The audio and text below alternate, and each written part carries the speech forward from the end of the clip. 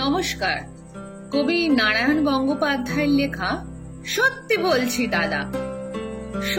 বলছি দাদা, বড় স্বাদ যায় বেরুই দিগ্বিজয়।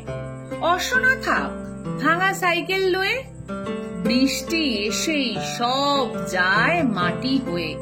আরে রাম রাম, রাস্তায় কি যে কাদা! বিশ্বাস করো দাদা, গরমের দিনে প্রাণ যবে আইঢাই, হিমালয়ের বুকে তক্ষুনি ছুটতে চাই। এভারেস্টে চেপে তেনজিং হয়ে যায়। ঘাম ও ঘামাচি এ দুটোই হয় বাধা। মিথ্যে বলিনি দাদা, শীত এলে ভাবি এবার যাওয়া যাক। সাহারা গোবিতে দিয়ে আসি 3 পা।